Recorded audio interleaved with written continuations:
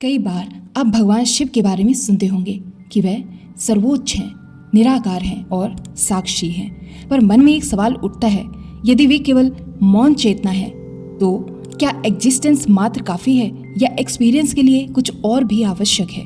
यहीं पर प्राचीन वेदांत का एक गूढ़ सूत्र समझ आता है। शिव अस्तित्व है, पर शक्ति ही उन्हें अनुभूति बनाती है।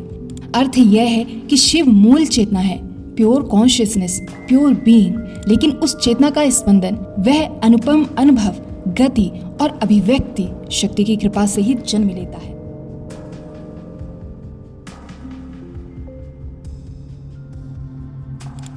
चेतना को आप आकाश की तरह समझिए, स्थिर, निराकार, सबको समेटे हुए।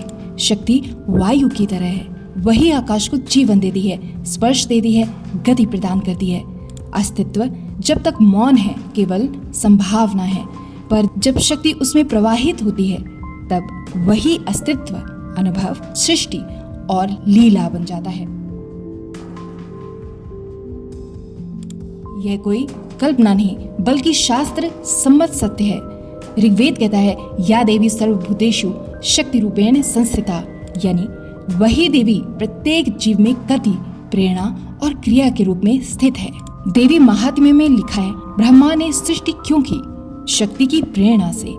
विष्णु ने पालन क्यों किया? शक्ति की सामर्थ्य से। महेश ने संहार क्यों किया? शक्ति की अनुमति और बल से। तंत्र ग्रंथ कहते हैं, शिव बिना शक्ति केवल शवम, और जब शक्ति उनसे संयुक्त हो जाती है तभी वे शिव कहलाते हैं। शिवलिंग का वास्तविक अर्थ यही है। ऊर्ध्व भाग शिव का यानी अचल चेतना और आधार भाग शक्ति का यानी प्रवाहमान ऊर्जा। यह कोई शारीरिक प्रतीक नहीं बल्कि ब्रह्मांड का सबसे पवित्र सूत्र है, स्थिरता और प्रवाह का मिलन। अर्धनारीश्वर भी यही संकेत देता है। यह कोई आधा पुरुष आधा स्त्री मूर्ति मात्र नहीं बल्कि दार्शनिक उद्घोष है। हर जीव में स्थिर चेतना शिव और गतिशील ऊर्जा शक्ति दोनों विद्यमान हैं। अगर आधुनिक विज्ञान की भाषा में कहें तो क्वांटम फिजिक्स में एनर्जी वेव्स अनिश्चित अवस्था में रहती है, पर जब कॉन्शियसनेस ऑब्जर्वर उन्हें देखती है तब वे पार्टिकल रूप में प्रकट होती हैं। यह बिल्कुल दर्शन का प्रतिरूप नहीं है, पर एक संकेत जरूर है। चेतना दिशा देती है, ऊर्जा अभिव्यक्ति देती है। दोनों का संगम ही पूरी सृष्टि को संभव बनाता है। अब सवाल है, इसे जीवन में कैसे उतारें? हर दिन की शुरुआत शिव भाव से करें। कुछ देर मौन ध्यान में बैठकर अपनी चेतना को गवाह, विटनेस बनाएं। फिर दिन को शक्ति भाव से जिएं। अपने कार्य पूरे जोश और एकाग्रता से करें, बिना विचलित हुए, विदाउट एनी डिस्ट्रैक्शंस। याद रखें, मौन शिव और कर्म शक्ति के संगम से ही समग्र जीवन बनता है। रिश्तों में सुनना और मौन रहना शिव भाव, और समझकर प्रतिक्रिया देना शक्ति भाव।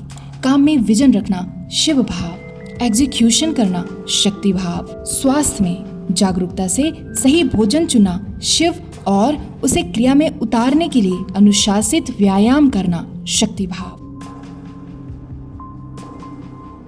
तो सार यही है कि शिव मूल चेतना है, पर शक्ति ही उस चेतना को अनुभव, अभिव्यक्ति और जीवन में बदलती है।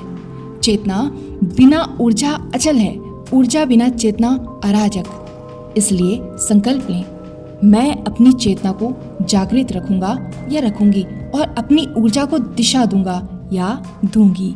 यही मेरा आंतरिक शिव भाव और शक्ति भाव का मिलन होगा।